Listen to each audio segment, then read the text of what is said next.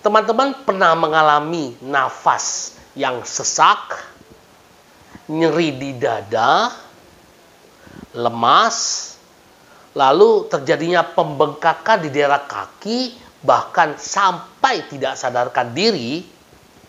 Bila gejala-gejala tersebut pernah terjadi, hati-hati teman-teman. Kemungkinan teman-teman terkena penyakit jantung.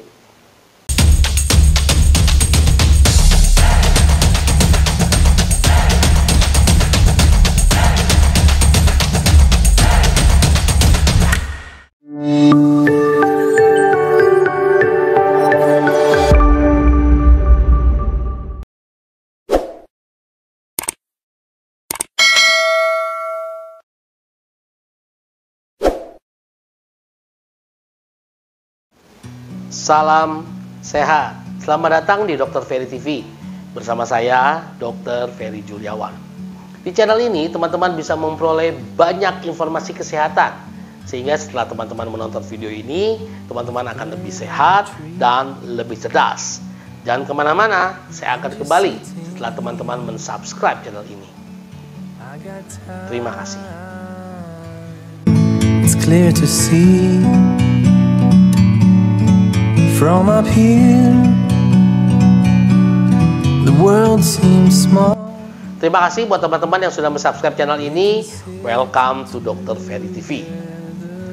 Teman-teman pernah mengalami nafas yang sesak, nyeri di dada, lemas, lalu terjadinya pembengkakan di daerah kaki, bahkan sampai tidak sadarkan diri.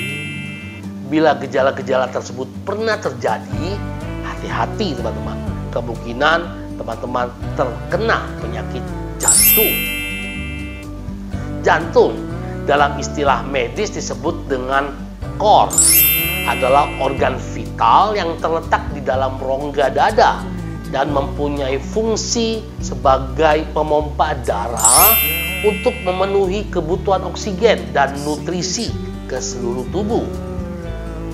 Jantung mempunyai 4 ruangan, yaitu atrium kanan, atrium kiri, ventrikel kanan, dan ventrikel kiri. Jantung juga memiliki katup yang berfungsi mengatur aliran darah antara atrium dan ventrikel. Katup-katup ini akan terbuka dan tertutup bergantian sesuai dengan denyut jantung. Sistem peredaran darah tubuh manusia berpusat pada jantung. Apabila jantung mengalami gangguan, maka sirkulasi darah ke seluruh organ tubuh akan ikut terganggu. Untuk itu, menjaga kesehatan jantung merupakan hal yang penting yang harus menjadi perhatian, teman-teman. Penyakit jantung adalah suatu keadaan atau suatu kondisi di mana organ jantung mengalami gangguan. Bagian dari organ jantung yang dapat mengalami gangguan adalah katup jantung, pembuluh darah jantung, dan otot jantung itu sendiri. Pada kesempatan kali ini saya akan memberikan informasi kepada teman-teman semua mengenai beberapa faktor resiko yang dapat menyebabkan, bahkan yang dapat memberikan atau menimbulkan kerusakan pada organ jantung. Mohon diperhatikan teman-teman. Faktor resiko yang pertama adalah kebiasaan merokok. Rokok merupakan suatu produk dengan komponen utamanya adalah tembakau. Tembakau beserta bahan-bahan lainnya dipadatkan, lalu digulung dengan menggunakan kertas khusus dalam pembuatan rokok yang dilakukan secara manual maupun dengan menggunakan mesin khusus, teman-teman.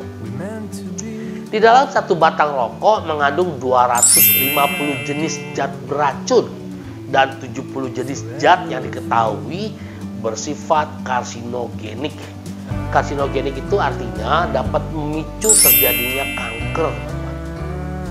Beberapa senyawa diantaranya adalah karbon monoksida, nikotin teman-teman, lalu tar, benzena, formaldehid, hidrogen sianida, arsen, admium, amonia, dan masih banyak lagi teman-teman.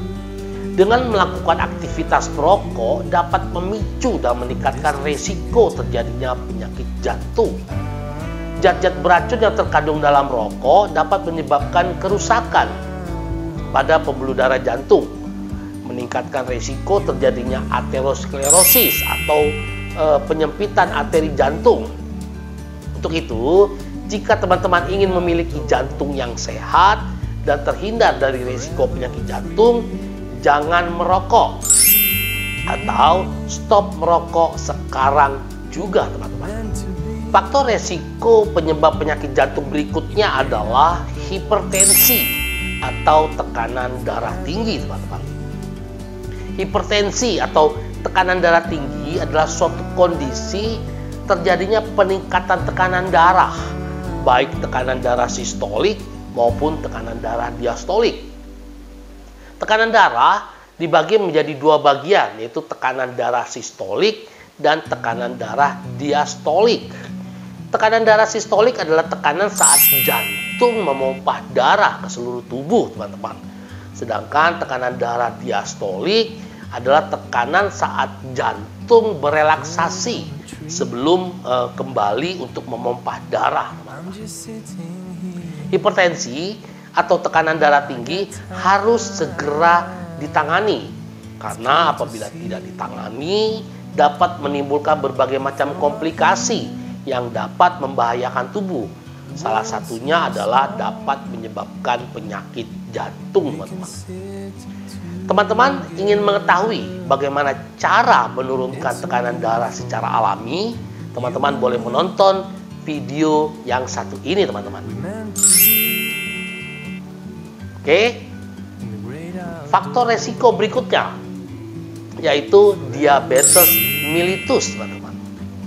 Diabetes mellitus adalah suatu kondisi di mana kadar gula dalam darah melebihi kadar gula darah standar.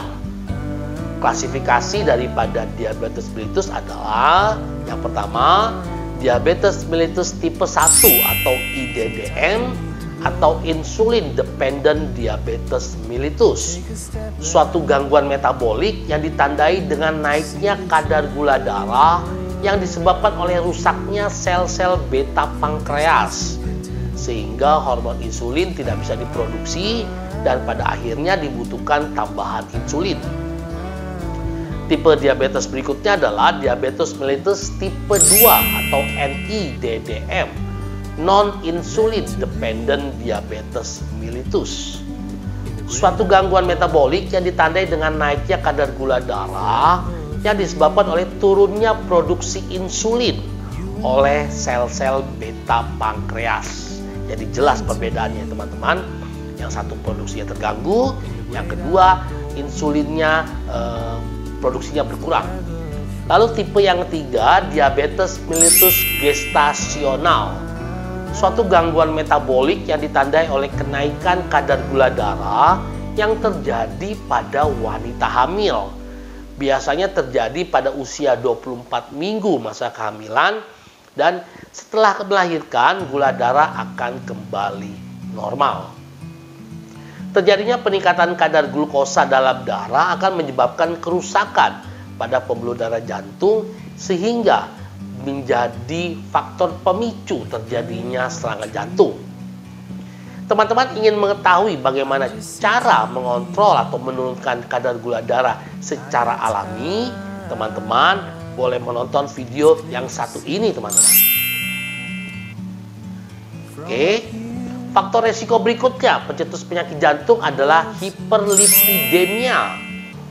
Hiperlipidemia adalah suatu kondisi atau suatu istilah dalam medis yang menyatakan suatu keadaan di mana terjadinya peningkatan kadar kolesterol dalam darah. Ada 3 jenis kolesterol yang mungkin teman-teman sudah tahu atau pernah mendengarnya. Yang pertama, LDL atau low density lipoprotein, atau yang lebih populer dengan istilah kolesterol jahat. Dikatakan sebagai kolesterol jahat karena memang jenis kolesterol ini dapat menyebabkan penyempitan pada pembuluh darah atau terbentuknya plak, teman-teman. Lalu yang kedua adalah HDL, high density lipoprotein, atau lebih populer dengan nama kolesterol baik. Jenis kolesterol ini dikatakan sebagai kolesterol baik karena memang HDL mempunyai fungsi untuk mengambil kelebihan kolesterol dari sel-sel dalam jaringan tubuh untuk dibawa kembali ke liver, lalu dipecah dan akan dikeluarkan dari dalam tubuh. Yang berikutnya adalah trigliserid, teman-teman. Jenis kolesterol ini merupakan jenis kolesterol yang umum terdapat di dalam tubuh. Trigliserid berperan sebagai cadangan energi, biasanya diperoleh dari makanan. Di dalam tubuh, trigliserid akan dirubah menjadi lemak. Jenis kolesterol LDL dan trigliserid harus dalam keadaan normal, teman-teman. Tidak boleh terjadi peningkatan di dalam tubuh. Karena kalau terjadi peningkatan dari kedua jenis kolesterol tersebut, dapat meningkatkan resiko terjadinya penyakit jantung dan stroke. Teman-teman ingin mengetahui bagaimana cara menurunkan kolesterol dalam darah secara alami? Teman-teman boleh menonton video yang satu ini, teman-teman. Oke, teman-teman, demikian informasi yang bisa saya sampaikan pada kesempatan kali ini mengenai beberapa faktor resiko yang teman-teman harus hindari agar teman-teman tidak terkena penyakit jantung. Saya berharap setelah teman-teman menonton video ini, teman-teman dapat melakukan tindakan-tindakan atau aktivitas yang sehat sehingga teman-teman terhindar dari penyakit jantung, teman-teman. Terima kasih, teman-teman. Jika teman-teman menyukai video ini, jangan lupa berikan tanda like, lalu bantu saya kembangkan channel ini agar channel ini bisa tetap terus memberikan informasi kesehatan, dapat tetap terus menolong dan bantu teman-teman semua terutama dalam bidang kesehatan. Caranya cukup mudah, hanya dengan menekan tombol subscribe sehingga teman-teman boleh bergabung di komunitas Dr. Ferry TV, sharing, request, bertanya, dan saya akan berusaha memberikan jawaban yang terbaik buat teman-teman semua. Lalu jangan lupa juga nyalakan lonceng notifikasinya sehingga teman-teman tidak akan pernah terlambat mendapatkan informasi kesehatan melalui channel ini. Lalu di-share teman-teman sebanyak-banyaknya sehingga teman-teman kita boleh menonton video ini dan mereka boleh mendapatkan manfaat yang baik setelah mereka menonton video ini. Terima kasih teman-teman, tetap setia tonton terus Dr. Ferry TV karena melalui channel ini teman-teman bisa memperoleh banyak informasi kesehatan sehingga setelah teman-teman menonton video ini, teman-teman akan lebih sehat dan lebih cerdas. Tetap semangat, salam sehat.